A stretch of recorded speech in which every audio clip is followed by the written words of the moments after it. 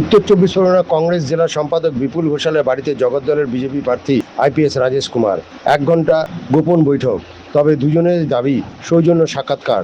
রাজেশবাবু জানান, বিপুল ঘোষাল সজ্জন ব্যক্তি, উনি মানুষের উপকার করেন নিঃস্বার্থভাবে। কোনো টাকা পয়সা নেওয়ার অভিযোগ ওনার বিরুদ্ধে নেই, তাই ওনার আশীর্বাদ নিতে এলাম, ভোটের জন্য আসেনি। আমি তো এখানে পুরো জগদ্দলে যারা যারা খুব ভালো ব্যক্তিত্ব আছে তাদের সকলের আশীর্বাদ নেওয়ার জন্য আমি আসছি। আর আমি বিপুল বাবুর এখানে এসে যেটা দেখলাম, ইনি আজকে 25 বছর ধরে টাউন সভাপতি পদে রয়েছেন।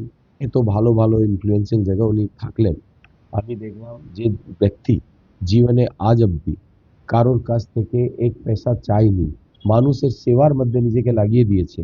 তো এরকম মানুষের সঙ্গে সাক্ষাৎ করে ওনার আশীর্বাদ নিয়ে, এটা আমার কাছে অনেক বড় উপলব্ধি আছে। আর বিপরীত পার্টি দেখুন, আমি বিপরীত পার্টি হলেও ভালো ভালো লোক যারা আছে তাদের সঙ্গে তো আমাকে মিট করতে হবে, তাদের তো আশীর্বাদ নিতে হবে।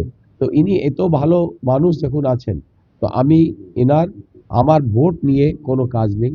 আমি সকলের কাছ থেকে ভোট চাইছি, তো ভোট নিয়ে কোনো কথা আমাদের হয়নি। আমরা খুব সোজা কথা, উনি এখানে পুরো টাউনটাকে যেভাবে বুঝেন, যে অনেস্টির সঙ্গে সততার সঙ্গে উনি কাজ করেছেন, এটা একটা এক্সাম্পল আছে যে আমাদের সকলকে আমাদের জীবনে নেওয়া উচিত। আমি বলছি কোনো ভোট নিয়ে কোনো কথা আমাদের হয়নি, আমি ভোটের কথা বলতেও আসলাম না। এটা সৌজন্য সাক্ষাৎ, এবং তার জন্যই আমি আসলাম, আশীর্বাদ নেওয়ার জন্য আসলাম পুরো পরিবারের মধ্যে। ম্যাডামের সঙ্গে আমার কথা হলো, মানে ওনারও এইসব আমি আশীর্বাদ পেলাম। এই তো ভালো পরিবার, এই তো সবকিছু, ব্যাস সৌজন্য সাক্ষাৎ করতে আসলাম আমি ভোটের জন্য, মানে ভোটের জন্য সেরকম ভোট চাইতে আসি। বিজেপি উনি কংগ্রেস এই জায়গাটা তৈরি হতে পারে যে বিজেপি আসতে চাই No, মানে এইসব ফালতু কথা, এর কোনো মাইনে নেই। আমরা এরকম কোনো কথা নেই। এনার মতো ব্যক্তিত্বের সঙ্গে আমার সাক্ষাৎ হয়েছে, ওটাই আমার কাছে একটা ভালো জিনিস আছে।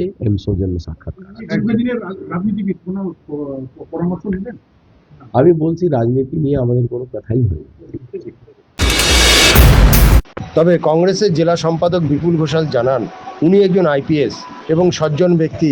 উনি আমার বাড়িতে আসায় আমি খুবই খুশি। যারা বলেছে ওনাকে বহিরাগত, তারা সবাই বহিরাগত।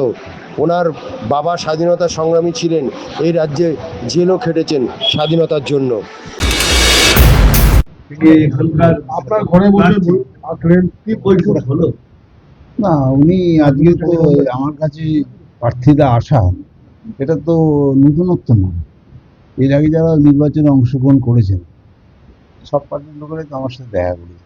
যেহেতু আমি এলাকার একটা পুরনো কংগ্রেসের প্রবীণ লোক, সেই হিসেবে আর যারা নির্বাচনে প্রতিদ্বন্দ্বিতা করেন তারা আমার সব জুনিয়র। আমার হাত ধরে অনেকে কংগ্রেস করেছেন, পরে অন্য দলে গেছেন, প্রার্থী হয়েছেন, সেই জন্য তারা দেখা করতে আসেন। এটা সৌজন্যমূলক সাক্ষাৎকার, কারণ আমি জাতীয় কংগ্রেসের দায়িত্বে আছি জেলার। আমার এখানে আমি জেলা জেনারেল সেক্রেটারি, পিসিসি মেম্বার। মতদর্শে উনি বিশ্বাসী, আমি আমার মতদর্শে বিশ্বাসী, কিন্তু উনি নির্বাচনে দাঁড়িয়েছেন, তো মনে হয়েছে যে ওনার সাথে একটু দেখা করি, লোক হিসেবে কথা বলে এবং উনি দেখা করছেন। উনি ভালো ভালো মানুষ তো বটেই, একটা প্রশাসনে একটা আইপিএস অফিসার, চার্টার্ড অ্যাকাউন্ট, তো উনি তো ব্যক্তিত্ব আমাদের থেকে অনেক অনেক বেশি। রাজনীতিতে আমাদের হয়তো ওনার থেকে অভিজ্ঞতা, ব্যক্তিত্ব অনেক বেশি, না কিন্তু প্রশাসনিক লেভেলে ওনার যে র্যাঙ্ক, আমরা ধারে কাছে যেতে পারি না। সেই হিসাবে তো উনি নিশ্চয়ই বড় মানুষ, কিন্তু রাজনীতি উনি বিজেপি প্রার্থী হয়েছেন, উনি ওনার প্রচার করছেন, উনি দেখা করতে দেন। আমি ওনার দেখা করাটাকে আমি ওয়েলকাম করলাম এবং বললাম এগিয়ে যান। শাসক দল বলছে যে উনি বহিরাগত। কে বাইরের না আমি তো বুঝলাম না। উনি বাইরে, যিনি এখানকার বর্তমানে এমএলএ আছেন তিনি তো বাইরে, তিনি তো ভাটপাড়া বিধানসভা নয়াটি থাকেন, ভাটপাড়া বিধানসভার মধ্যে ওনার বসবাস ফ্যামিলি। এবং আমার যে প্রার্থী সেও তো ভাটপাড়া, পারভেজ আলম সেও তো বাইরে থেকে এসে, তাহলে উনি আর দোষ কেন কোথায়? সবাই আমাদের যারা প্রার্থী হয়েছেন সবাই মোটামুটি বাইরে, উনি একটু দূরে, আমাদের হয়তো আশেপাশে। এবং ওনার বাবা যা শুনলাম, যা বললেন, ওনার বাবা স্বাধীনতার সংগ্রামী ছিলেন, এমনি ওনার বাবা জেলও খেলেন বাংলায়, এটা তো জন্য বাংলার জন্য জেলও খেটেছেন। তখন তো আর বিজেপি ছিল না, তখন জাতীয় কংগ্রেস ছিল, ব্রিটিশদের সাথে যখন লড়াই করেছিল তখন ওনার বাবা তখন কংগ্রেসের হয়েই লড়াই করেছিল। ন্যাচারালি ওনার বাবার তো কংগ্রেসের প্রতি অবদান আছে, সেটা তো আমাদের কাছে একটা গর্বের বিষয়।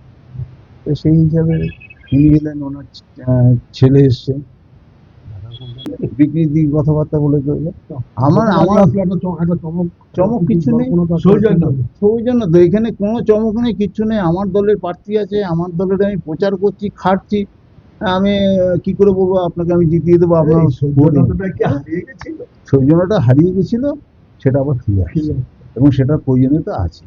অন্তত পশ্চিমবাংলার কালচারটা সবাই মিলেমিশে যাতে পশ্চিমবাংলার সাংস্কৃতিক অটুট থাকে, এটি আমি চাই। অগ্রজ হিসাবে তিনি করলেন, তো আপনি অগ্রজ বলুন এগিয়ে যান,